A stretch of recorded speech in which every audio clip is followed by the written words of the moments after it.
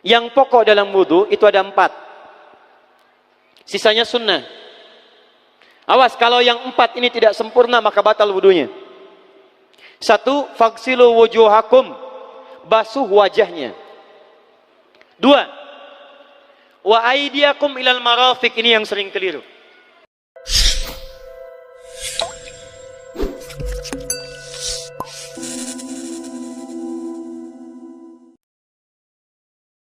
Kalau sholat kamu ingin sempurna, maka sempurnakan dulu wudunya. Awas, hati-hati bu ya, bu. Lihat baik-baik. Kata para ahli hadis, kenapa Nabi mengajarkan wudu dulu? Padahal orang ini yang salahnya sholatnya. Kenapa wudunya yang diajarkan? Kata para ahli hadis, ini menunjukkan ada kaitan antara wudu dengan sholat. Kalau orang benar wudunya, pasti benar sholatnya. Kalau orang wudunya salah, akan berdampak pada tidak sempurna sholatnya. Silahkan ibu cek, anak ibu wudunya seperti flash, cepat, kilat. Secepat kilat, itu pasti menunjukkan sholatnya bermasalah. Nah sekarang bagaimana Nabi menunjukkan wudu yang benar? Yuk kita lihat pelan-pelan. Buka Quran surah ke-5 ayat ke-6, paling kiri sebelah atas. Ayo lihat sini, lihat. Kata Nabi, kalau sholatnya ingin sempurna dimulai dari wudu. Ya ayyuhalladzina amanu, kalimat wudu dibuka dengan kalimat iman. Idza qumtum ilas shalah, kalau kamu ingin sempurna dalam menunaikan salat, faghsilu wujuhakum, maka mulai dengan menyempurnakan wudu. Lihat baik-baik, saya tidak bermaksud mengajarkan, hanya mengulang kembali apa yang kita pelajari. Yang pokok dalam wudu itu ada 4. Sisanya sunnah. Awas, kalau yang 4 ini tidak sempurna maka batal wudunya. 1. Faghsilu wujuhakum, basuh wajahnya. Kalau disebutkan wajah dalam bab wudu, itu tidak ada yang lain kecuali bagian tampak muka. Gitu ya. Kalau yang punya jenggot, itu termasuk janggutnya di selai-selai. Kalau bapak kalau tidak punya jenggot atau belum punya jenggot, tidak usah maksa.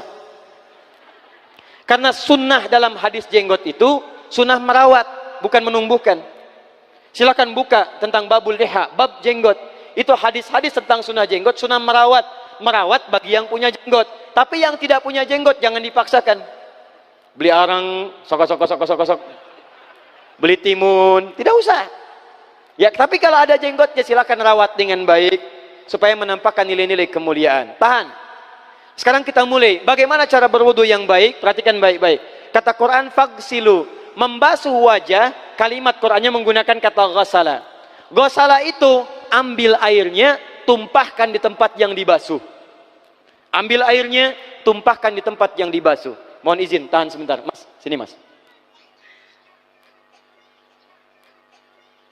Punten ya, yang kan bantosan, kadia sekedap. Sifat wudu cuma ada 3. 1, pakai keran. 2, pakai gayung. 3, air yang mengalir. Ya, seperti di sungai ada air mengalir itu nggak ada masalah. Tapi kalau menggunakan gayung atau semisalnya, Nabi itu diriwayatkan dalam hadis itu sangat menghemat air. Bahkan pernah beliau kemudian berwudu, kalau kita kemudian hitung itu hanya sejumlah pak, seaqua gelas pak, cukup. Atau yang kedua menggunakan keran ya. Kalau sekarang kita ada keran, contoh ini kerannya. Ya. Kerannya agak tinggi sedikit. Nah. Dan kita sesuaikan. Ambil airnya. Misal contoh, ghasala itu bukan ditumpahkan, ambil air, tumpahkan di tempat yang akan dibasuh begini. Yang telunjuk itu kemudian menghapus atau menghilangkan kotoran di sela-sela mata, contoh. Yang jempol menghilangkan kotoran di sela-sela telinga bagian belakang di sini. Ya. Kalau misalnya saya mulai ambil airnya, kemudian saya tumpahkan di sini, yang telunjuk membersihkan di jari-jari di sini, di sela-sela mata. Yang jempol kemudian membersihkan di sela-sela di bawah telinga sini. Kemudian di selesai. 1. Tahan sebentar ya, ini praktek dulu sebentar. 2. Wa aydiyakum ilal marafiq, ini yang sering keliru. Dan tangan sampai siku. Ingat, tangan bahasa Arabnya yadun. Tapi dalam ibadah itu selalu diberikan batas. Misal, ini kafun. Ini asabi'. Ini sampai sini rusghun. Sampai sini, Bapak Ibu sekalian, ini namanya mirfaq, jamannya marafiq. Sampai sini katif. Dari sini ke sini itu yad, tangan. Dalam bab salat, bab wudu, bab ibadah, tidak pernah Al-Quran dan hadis menyebutkan tangan kecuali diberikan batasnya. Contoh, kita saat akan takbir, Allahu Akbar. Lihat An-Nasai nomor hadis 886. Kata Nabi, fawada'a kaffahul yumna. Maka orang salat itu meletakkan telapak tangan yang kanannya alal yusra, di punggung yang kirinya. Jadi begitu takbir, Allahu Akbar, yang kanan meletakkan di punggung kiri. Apa batas meletakkannya? Cuman sampai 3. 1, yang telapak ke punggung begini, jadi boleh begini. Yang kedua, pergelangan ketemu pergelangan begini. Rusgun ala rusgin. Jadi begitu takbir, Allahu Akbar, ini boleh. Tapi nggak usah diukur Pak ya, jangan telat. Allah, pas cepat. Boleh nanti lebih sedikit ke sini. Yang tidak boleh, awas, ini dilarang dalam hadis. Yang tidak boleh kata Nabi, jangan engkau bersedekap seperti orang sombong. Kata para ulama bagaimana? Ketika tangannya bertemu dengan mirfaknya begini. Nah, ini awas, sedekap yang dilarang, hati-hati. Kadang-kadang ada orang menes ke puncak subuh-subuh, sholatnya begini. Ya, awas nih. Cuman 3, kalau tidak begini, begini, atau begini. Dan saat mengangkat itu cepat Pak. Hadisnya cepat. Fawado'a. Fa itu di ilmu nahu harfu atfin rabitin baina syai'aini bila hudud. Huruf yang menyambungkan dua peristiwa tanpa jeda, cepat. Jadi antara mengangkat dengan meletakkan, langsung angkat Allahu Akbar. Tidak ada gerakan lain. Maaf, saya tidak bermaksud menyalahkan. Saya alhamdulillah ada koleksi 1235 kitab hadis. Saya mencari gerakan dari ngangkat ke meletakkan begini, tidak menemukan gerakan lain. Karena itu jangankan hadis-hadis yang sahih, di kitab hadis palsu pun pemalsu hadis tidak tertarik memalsukan hadis ini. Saking jelas, jadi saat mengangkat langsung begini. Kenapa saya penting terangkan? Karena ada sebagian saudara-saudara kita merasa tidak enak, Ustadz, kalau saya takbir masa kiri duluan, sedangkan kiri kurang bagus, yang bagus kanan. Saya mah pengennya begini aja lah, begitu takbir kanan duluan baru tutup dengan kiri. Jadi begitu diangkat, Allah, kanan masuk, kiri begini tutup. Kadang-kadang kaki naik dikit. Nah, itu maaf, saya tidak bermaksud menyalahkan, tapi saya belum menemukan hadisnya. Dan pemalsu hadis pun tidak tertarik memalsukan hadis ini karena saking jelasnya, angkat tutup. Jelas ya? Nah, sekarang lihat sini. Dalam bab wudu, bahasa Qur'annya mengatakan wa aidiakum ilal marafiq, dari tangan sampai siku.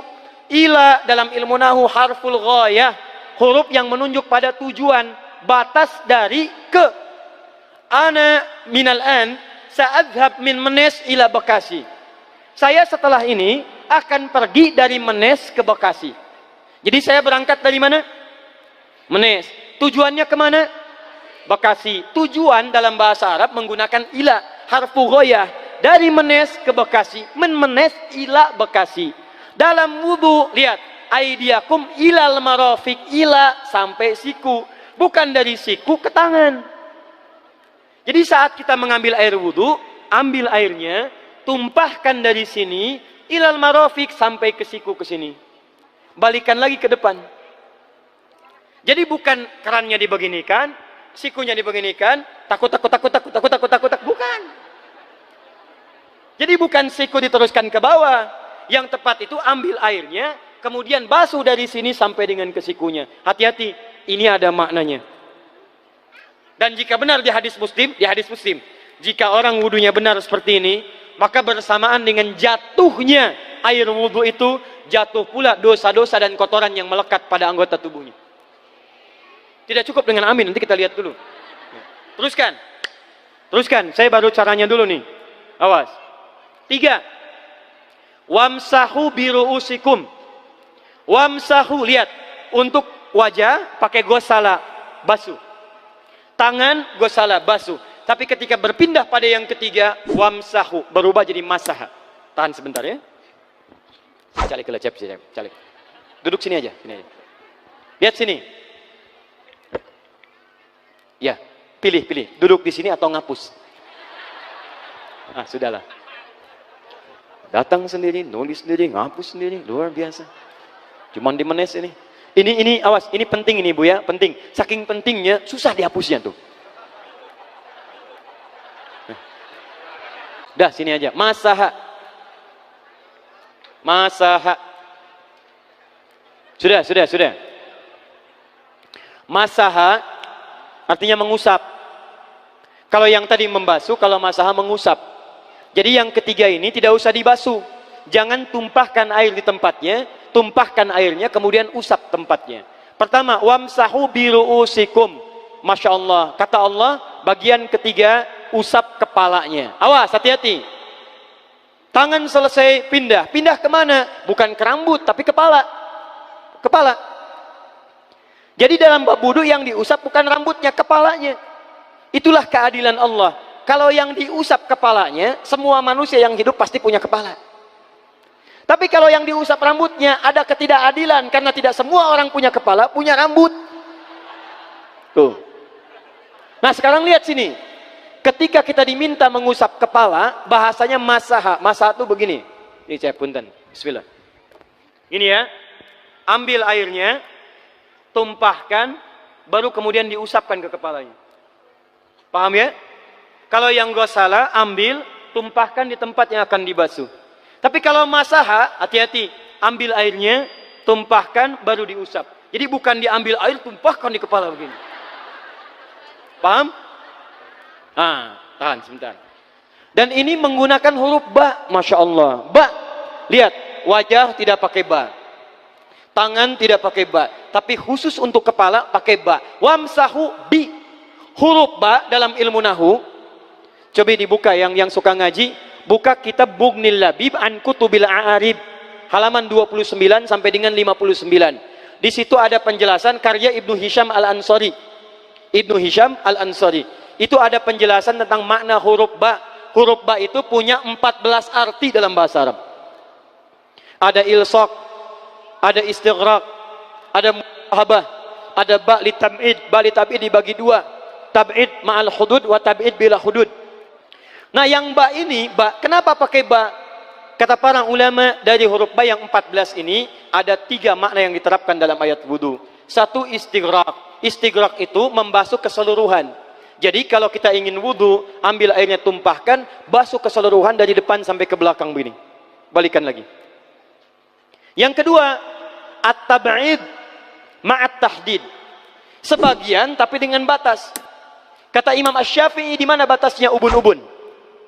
Diboleh kalau kita mau wudu, misalnya ibu tidak bisa membasuh keseluruhan, sedang pakai kerudung misalnya, jilbab nggak bisa dibuka, tempat wudunya terbuka, Anda tinggal ambil air wudu, kemudian tumpahkan sedikit, boleh diusapkan bagian kepala sampai ubun-ubun, sah wudunya. 3, at-tab'id min duni tahdid. Sepanjang disebut bagian kepala, masuk kepala nggak ada batas. Ini kepala bukan? Ini kepala? Ini kepala? Nah, jadi kalau Anda berwudu mengusap bagian kepala, itu sudah sah, walaupun bagian tertentu diusap di kepalanya. Kapan ini dipraktikkan? Kata Imam Malik, kata Imam Abu Hanifah, ini dipraktikkan kalau seorang memiliki satu sakit di kepalanya yang tidak memungkinkan dibasuh keseluruhan. Misal, mohon maaf, ya ada orang misalnya, mohon maaf ya, tiba-tiba sedang jalan di kebun, tuh jatuh duren. Anak duren ya, jangan duren yang besar. Tiba-tiba nimpa misalnya. Duren teh bahasa rangatnya kadu, Bu, ya. Kadupak, kaduhung, ya, dan seterusnya. Kadu. Nah, nimpa kepalanya, bocor misalnya. Kemudian dalam bocor itu diperban. Kata dokter tidak boleh kena air. Saat bagian kepala yang tidak boleh kena air itu, bukan berarti wudunya kemudian bisa batal atau boleh tayamum karena tidak bisa mengusap kepala. Kata para ulama, boleh dia mengusap bagian kepala yang lain yang tidak terluka. Itulah kenapa Allah memberikan huruf ba di sini untuk kemudahan bagi kita dalam menunaikan wudu. Tapi pastinya yang dibasuh kepalanya bukan rambutnya. Jadi kalau ada laki-laki sudah dandan, sisiran, rapi, tiba-tiba keran dibuka, yang diusap cuma rambutnya, ulak. Nah, itu batal wudunya. Tidak sah. Harus diulang. Terakhir kaki. Kaki dibasuh sampai dengan bagian mata kakinya, dan ini tidak perlu saya terangkan karena mudah bagi kita untuk mempraktekannya. Tapi yang ingin saya jelaskan satu ini saja. Perhatikan baik-baik. Yang 4 ini wajib wudu. Tambahannya sunnah. Niat dimasukkan dalam wajibnya. Lihat sini. Kumur-kumur sunnah. Telinga sunnah. Istinsyak sunnah. Yang 4 ini wajib. Tapi terlepas dari wajib dan sunnahnya, perhatikan baik-baik. Kenapa ini disebut dengan wudu? Dan hebatnya Al-Quran mengistilahkannya dengan toharah. Toharah. Apa itu toharah? Apa itu suci? Toharah. Apa itu toharah? Suci. Apa itu suci? Toharah. Ada toharah, ada nadhafah, itu beda. Kalau nadhafah, bersih luarnya, tapi belum tentu bersih dalamnya. Bisa jadi luarnya bersih tapi dalamnya najis. Misal, hewan yang paling najis apa? Yang haram. Misal hewan tadi itu, hewan babi misalnya, misal dibersihkan, dimandikan, disisir sampai bersih. Bersih tidak? Bersih, bersih. Tapi halal tidak? Suci tidak? Tidak. Al-khinziru nadhifun walakinnahu ghairu tahir. Babinya bisa bersih tapi tetap tidak halal, tidak suci dia, tetap haram, tetap najis. Paham? Tapi kalau bersih luarnya dan suci dalamnya, maka kalimatnya berubah dari nadhafah jadi toharah. Toharah. Orangnya disebut dengan tahir. Kalau rajin dikerjakan disebut dengan mutatahhir. Wudu dalam Quran disebut dengan toharah. Seakan-akan memberikan pesan, maaf, orang yang wudu itu bukan hanya bersih fisik luarnya saja. Jadi kalau orang wudunya bersih, bukan cuma wajahnya yang bersih. Kalau wudunya benar, bukan kotoran di tangan saja yang hilang. Tapi mohon maaf, fisik dalamnya itu ikut suci. Fungsi tangannya jadi bersih, fungsi wajahnya jadi bagus, fungsi lisannya jadi bagus. Makanya kata Nabi, kalau orang benar wudunya bersamaan dengan air wudu yang menetes, maka tumpahlah kotoran-kotoran di bagian fisik-fisik tubuhnya. Jadi kalau kita benar wudunya kumur-kumur, kukumur, masukkan misalnya, masukkan, keluarkan, bersamaan dengan keluarnya air itu, maka kotoran-kotoran di lisan pun ikut keluar. Tangan dibasuh, bersamaan dengan dibasuhnya tangan, fungsi tangan yang kotor-kotor itu ikut hilang. Hadis Muslim. Makanya orang yang setelah selesai wudu dia berdoa, apa wudunya? Apa doa wudunya? Asyhadu an la ilaha wa asyhadu anna Muhammadan Allahumma minat waj'alni minal, lihat sini, minal mutatahhirin, minat tawabin. Lihat.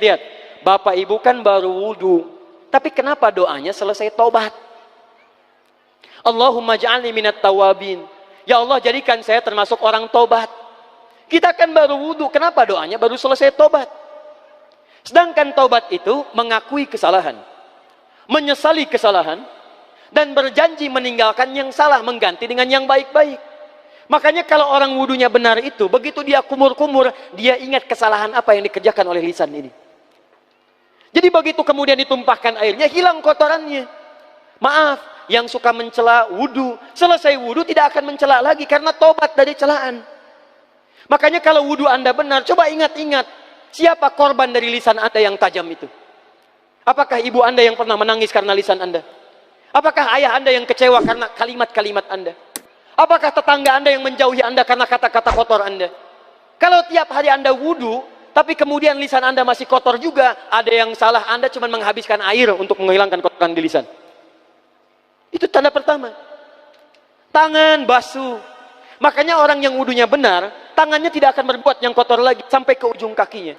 Karena itulah ibadah ini disebut dengan wudu, seakar dengan kata dau. Kata para ulama, mereka sebagian mengatakan dau artinya cahaya, dau artinya sinar, dau artinya al-husnu, baik budi pekerti. Kalau orang benar wudunya, bertambah sinar di tangannya, sinar di wajahnya, sinar di lisannya. Apa sinar itu? Di dunia sinar-sinar amaliyah kebaikan, sifat-sifat baik, di akhirat pancaran-pancaran kemuliaan. Satud'a ummati yaumal qiyamati ghurral muhajjalin. Akan dipanggil umatku di hari kiamat dengan banyak cahaya melekat di tubuhnya.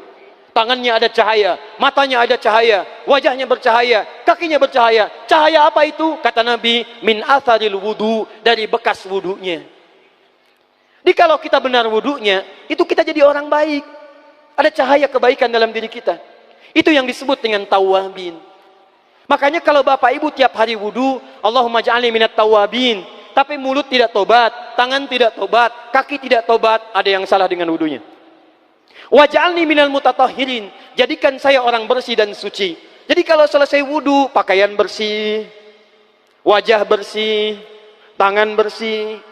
Ini pakaian bersih, pakai jas, pakai dasi, tapi tangan tidak bersih, korupsi juga, mencuri juga, menipu juga, ada yang salah dalam wudunya. Kalau kita bisa mengerjakan wudu ini dengan baik, maka naik status kita.